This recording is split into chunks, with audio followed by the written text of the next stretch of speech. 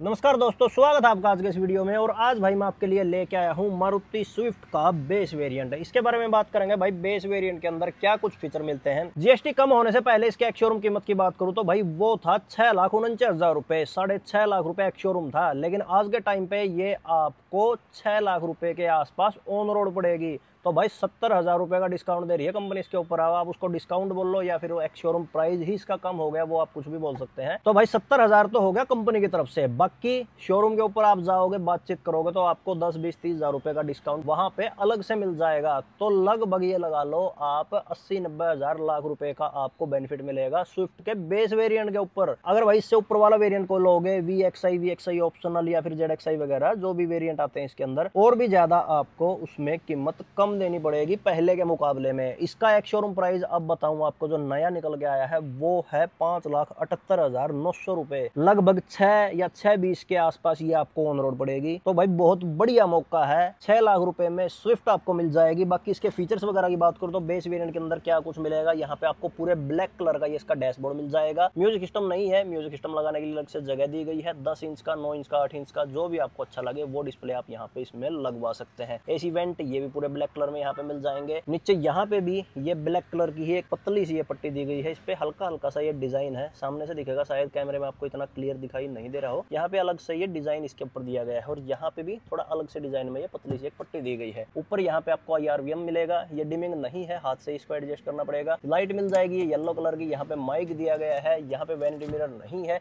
Grab handle आपको इसके अंदर 3 मिलेंगे। ये यहाँ पे पीछे दोनों ग्रैब हैंडल इसमें दिए गए हैं। अब बात करूँ इसके AC यूनिट की तो भाई ये ग्लोसी ब्लैक कलर में है। ऑटोमेटिक नहीं है, लेकिन देखने में ऐसा लगेगा जैसे ऑटोमेटिक हो। डिजाइन इसका बहुत बढ़िया है। बेस वेरिएंट के अंदर मारुति ने यहाँ पे ऐसी कॉस्ट कटिंग नहीं की कि भाई ये सिंपल सा यहाँ पे लगा दिया हो जिससे पूरे डैशबोर्ड का लुक ही बदल जाए, वैसा नहीं किया। जैसा टॉप वेरिएंट का डैशबोर्ड का डिजाइन है, सेम वैसा ही लुक आपको यहाँ बेस वेरिएंट में भी देखने को मिल जाएगा। इसके अंदर आपको मैक्स AC का ऑप्शन भी मिलेगा, फ्रंट रियर डिफॉगर का ऑप्शन मिल जाएगा। टेम्परेचर के लिए यहाँ पे नॉब दिया गया है और ये दिया गया है इसका जो फैन है उसकी स्पीड को कम ज्यादा करने के लिए। AC ऑन ऑफ करने के लिए यहाँ पे ये है एयर सर्कुलेशन के लिए। यहाँ से आप इसका जो AC यूनिट है उसको परमानेंट बंद कर सकते हैं। नीचे 12 वोल्ट का एक सॉकेट मिल जाएगा। यहाँ पे स्पेस दिया गया, 2 कप होल्डर मिलेंगे। 5 स्पीड का मैनुअल गियर बॉक्स, ये भी पूरा ब्लैक कलर में ही है। ये इसका हैंड ब्रेक, यहाँ पे थोड़ा स्पेस, यहाँ पे आपको एक कप होल्डर मिलेगा। इसका आपको ये ग्लव बॉक्स दिखा दूं तो ये डिसेंट साइज का है, ज्यादा बड़ा नहीं है। जैसा मारुति की हर एक गाड़ी में होता है उस टाइप का आपको ये ग्लव बॉक्स इसमें मिल जाएगा। और ये है भाई इसका एंटीना। म्यूजिक सिस्टम इसके अंदर नहीं है, लेकिन एंटीना दिया गया है। ऊपर माइक इसमें दिया गया है। अब बात करते हैं इसके क्लस्टर की और इसके स्टीयरिंग की। सबसे पहले इसका स्टीयरिंग ही आपको दिखा दूं तो भाई ये पूरा आपको रबर रैप मिलेगा। डी कट स्टीयरिंग है, स्टीयरिंग के ऊपर कोई कंट्रोल वगैरह नहीं है। अगर आप इसके अंदर म्यूजिक सिस्टम इंस्टॉल करवाओगे तो उस टाइम पे स्टीयरिंग भी चेंज करवा सकते हैं। यहाँ पे कंट्रोल वगैरह सारी चीज मिल जाएगी। कोई ज्यादा महंगा नहीं होगा, 4-5 हजार रुपए में ही सारा सिस्टम ये चेंज हो जाएगा इसका। ये वाइपर के लिए नॉब दिया गया है। ये दिया गया है हेडलैम्प के लिए। हेडलाइट और वाइपर इसके अंदर आपको मैनुअल ही मिलते हैं। स्टीयरिंग को आप एडजस्ट भी कर सकते हैं। पहले मारुति की गाड़ियों में भाई बेस वेरिएंट में खासकर स्टीयरिंग एडजस्ट नहीं होता था, लेकिन स्विफ्ट के अंदर आपको एडजस्टमेंट का ऑप्शन भी मिलेगा। क्लस्टर की बात करूं तो ये सेम वैसा ही है जैसे VXI वेरिएंट में है या ऊपर वाले वेरिएंट में होता है। यहाँ पे बीच में एक छोटी सी MID दी गई है। ये है इसका स्पीडोमीटर, ये इसका RPM मीटर। 2 डायल मिल जाएंगे। यहाँ पे ये 2 छोटी छोटी सी ये नॉब दी गई है, जैसे मारुति की हर गाड़ी में आपने देखी ही होंगी। इसके अंदर यहाँ पे ऊपर टाइम दिखाएगा, यहाँ पे सीट बेल्ट की वार्निंग आएगी। डोर बूट वगैरह जो भी ओपन होगा वो यहाँ पे इसमें दिखाएगा। Average, range, distance to empty, नीचे यहाँ पे फ्यूल, ये सारी चीजें इसमें दिखाता रहता है। ट्रिप वगैरह कुछ चेक करनी है तो वो आप ये इस लेफ्ट वाले नॉब से चेक कर सकते हैं। ओडोमीटर वगैरह सारी चीजें यहाँ पे इसमें शो करता है। यहाँ पे भी कुछ कंट्रोल दिए गए हैं। ये ट्रैक्शन कंट्रोल ऑन ऑफ करने के लिए, हेडलाइट लेवलर ये दिया गया है आइडल इंजन स्टार्ट स्टॉप करने के लिए। और भाई इसके अंदर आपको रिमोट सेंटर लॉक मिलेगा। 2 रिमोट मिल जाएंगे। चाबी का डिजाइन वही है पुराने वाले, जैसे मारुति की हर गाड़ी में आपने देखा ही होगा। इसके डोर पैनल की बात करूं तो पूरा ब्लैक कलर में है। ये भी बेस वेरिएंट के अंदर इंटीरियर में कोई दूसरा कलर आपको देखने को नहीं मिलेगा। चाहे डोर पैनल है, डैशबोर्ड है या फिर सेंटर वाला पार्ट है, सब जगह ब्लैक कलर ही दिया गया है। जो इसके सीट कवर वगैरह है ये भी पूरे ब्लैक कलर में ही है। सीट 4 वे एडजस्टेबल है। फैब्रिक सीट दी गई है। ये फैब्रिक का कुछ डिजाइन इस टाइप से है। एडजस्टेबल हेडरेस्ट दिए गए हैं। हाइट एडजस्ट करने का ऑप्शन इसमें नहीं मिलता। यहाँ पे भी थोड़ा सा ये फैब्रिक दिया गया है। ये सेम जैसे डैशबोर्ड के ऊपर था वैसे डिजाइन यहाँ पे मिलेगा। यहाँ पे भी वही डिजाइन है डैशबोर्ड वाला। ये डोर ओपनर ब्लैक कलर में, चारों पावर विंडो के लिए कंट्रोल। ड्राइवर साइड का जो विंडो है वो ऑटो फंक्शन के साथ मिलेगा। मैनुअली सेंटर लॉक करने के लिए, साइड लॉक करने के लिए। नीचे बोतल होल्डर, थोड़ा स्पेस यहाँ पे, थोड़ा स्पेस यहाँ पे स्पीकर के लिए ग्रिल दी गई है। और भाई जो इसके ORVM है उसके लिए यहाँ पे कोई कंट्रोल नहीं है। ये भी आप आफ्टर मार्केट लगवा सकते हैं। तो ये हो गया भाई इसका इंटीरियर। डैशबोर्ड वगैरह पे जो कुछ फीचर्स वगैरह थे इसके अंदर वो सारा कुछ मैंने आपको दिखा दिया। नीचे यहाँ पे डेड पेडल भी मिलेगा और यहाँ पे ये इसका बोनट और फ्यूल लिड जो है वो ओपन करने के लिए। फ्यूल लिड ओपन करके आपको दिखाऊंगा, बोनट भी ओपन कर दो। पहले इसका जो सेकंड रो है वो आपको दिखा दूँ। ये पीछे वाला डोर देखो भाई, यहाँ पे हाफ लीटर की बोतल आएगी स्पीकर के लिए, यहाँ पे ग्रिल दी गई है, थोड़ा स्पेस यहाँ पे पूरा हार्ड प्लास्टिक है, कोई भी फैब्रिक वगैरह पीछे वाले डोर पे नहीं है, वो सिर्फ फ्रंट वाले डोर पे। ये इसका डोर ओपनर, यहाँ पे पावर विंडो के लिए कंट्रोल, स्पीकर के लिए ग्रिल नीचे दी गई है। सिंगल सीट मिलेगी यहाँ पे, 60-40 सीट फोल्ड ऑप्शन नहीं है। एडजस्टेबल 2 हेडरेस्ट मिल जाएंगे। स्पेस वगैरह स्विफ्ट के अंदर भाई ठीक ठाक होता है, स्पेस की यहाँ पे कोई कमी नहीं है, आराम से 6 फीट का बंदा बैठ सकता है। थोड़ा सा जो दिक्कत आएगी वो अंडर थाई स्पोर्ट की वजह से आएगी, क्योंकि जो इसकी ये सीट है, मारुति की हर एक गाड़ी में होता है वैसे भाई, ये जो ये सीट होती है सेकंड रो वाली, इतनी कुछ खास बड़ी नहीं होती। अंडर थाई स्पोर्ट थोड़ा सा कम होता है दूसरे ब्रांड के मुकाबले में। यहाँ पे कोई चार्जिंग सॉकेट, एसी वेंट वगैरह भी इसके अंदर नहीं है। ग्रैब हैंडल ये मैंने दिखाई दिया, लाइट वगैरह नहीं है सेकंड रो में, लाइट सिर्फ एक आगे ही मिलेगी।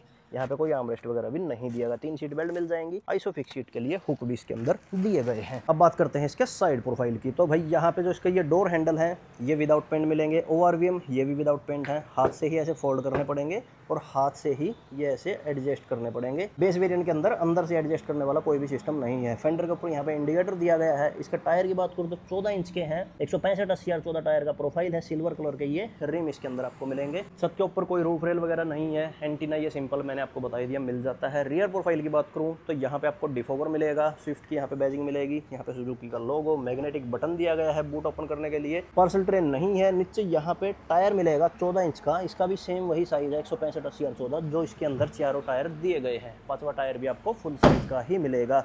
वाइपर नहीं है, लेकिन भाई डिफॉगर दिया गया है बेस वेरिएंट के अंदर, ये बहुत बढ़िया बात है, क्योंकि वाइपर से ज्यादा यूजफुल डिफॉगर होता है। टेल लाइट की बात करूँ तो यहाँ पे जो ब्रेक लाइट है या फिर ऑलवेज ऑन लाइट है ये LED है, जो इसका बैक गियर के लाइट है या फिर इंडिकेटर है ये हेलोजन दिए गए हैं। 4 पार्किंग सेंसर मिल जाएंगे, बम्पर के ऊपर रिफ्लेक्टर दिए गए हैं। यहाँ पे इस साइड से भी आपको दिखा दूं तो कोई चेंज नहीं है, यहाँ पे सिर्फ एक ये फ्यूल लिड आएगा। और भाई फ्यूल लिड मैंने ओपन इसलिए किया था क्योंकि मैं आपको दिखाना चाह रहा था इसके अंदर E20 पेट्रोल डलता है। तो भाई आपको डरने की जरूरत नहीं है, अगर आप स्विफ्ट लेंगे तो आप बिल्कुल खुले दिल से E20 पेट्रोल डलवा के इसको चला सकते हैं। एक चीज और बताना मैं भूल गया, यहाँ पे जो सी पिलर है इसके ऊपर ये ग्लोसी ब्लैक एलिमेंट मिलता है। तो बेस वेरिएंट के अंदर भाई मारुति ने इतने कुछ खास कॉस्ट कटिंग नहीं की, फीचर्स वगैरह भी जरूरत वाले थे वो सारे दे दिए। एक जो फेंडर के ऊपर इंडिकेटर है अगर ये ना होता, ये ORVM के ऊपर दे देते, भले ORVM ऐसे सिंपल वाले होते ये तो थोड़ा सा बढ़िया होता कि कोई इनके ऊपर कवर लगवा लेता है, कुछ लोग इनको पेंट करवा लेते हैं तो वो चीज छुप जाती है। यहाँ पे तो भाई अलॉय व्हील वगैरह डलवाते ही मैक्सिमम लोग, या फिर कवर भी इसके ऊपर लगाएंगे तो वो चीजें थोड़ी अलग हो जाती है। अगर आपको स्विफ्ट के बेस वेरिएंट की पहचान करनी तो वो एक ही चीज है, वो है इसका फेंडर के ऊपर इंडिकेटर, क्योंकि और किसी वेरिएंट में फेंडर पे इंडिकेटर नहीं आएगा, ORVM के ऊपर आ जाएंगे। फ्रंट प्रोफाइल की बात करूं तो यहाँ पे इसमें जो लाइट दी गई है ये प्रोजेक्टर है, हेलोजन है, यहाँ पे हेलोजन इंडिकेटर इसमें दिया गया है। फॉग लाइट वगैरह इसके अंदर नहीं मिलेगी। हेडलाइट के अंदर यहाँ पे क्रोम मिलेगा, बाकी पूरी हेडलाइट ब्लैक कलर में है, ग्लोसी ब्लैक कलर में इसकी ग्रिल दी गई है। नीचे वाला जो पार्ट है लोअर बम्पर पार्ट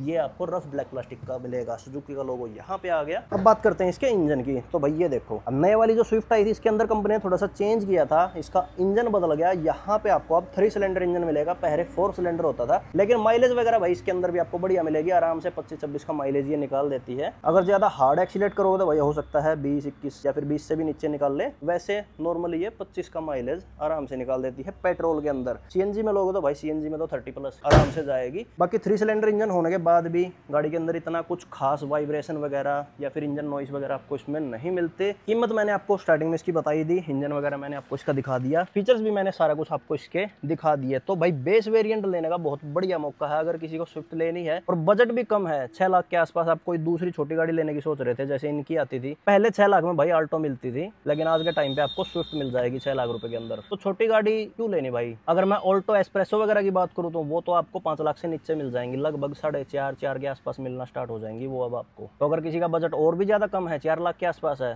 तो अब वो आराम से अपना ऑल्टो वगैरह ले सकता है। पहले भाई सोचना पड़ता था कि कौन सी गाड़ी लें, क्योंकि भाई कुछ टाइम पहले तो ऐसा हो गया था 6 लाख के अंदर गाड़ी ढूंढना मुश्किल हो गया था कि कौन सी गाड़ी लें, क्योंकि प्राइस ही इतने ज्यादा हाई हो गए थे। अब थोड़ा सा जनता को आराम मिलेगा, थोड़ा सा बेनिफिट भी मिलेगा, सस्ते के अंदर आपको बढ़िया गाड़ी मिल जाएंगी। अब इसके अंदर सेफ्टी भी अच्छी खासी हो गई है, पहले के मुकाबले में ज्यादा सेफ हो गई है, एयरबैग बढ़ा दिए, ABS EBD वगैरह सारे फीचर इसके अंदर डाल दिए हैं कंपनी ने। अच्छी खासी स्टार रेटिंग भी लेके आई है ये क्रैश टेस्ट के अंदर। स्विफ्ट का बेस वेरिएंट है, अब जिसको पसंद है भाई वो ले सकता है। 6 लाख के आसपास अब आपको ये मिल जाएगी। तो ये था भाई आज का वीडियो को लाइक और शेयर जरूर करना, चैनल को सब्सक्राइब करना। मिलते हैं किसी और वीडियो में किसी और गाड़ी के साथ, आज के लिए इतना ही, धन्यवाद।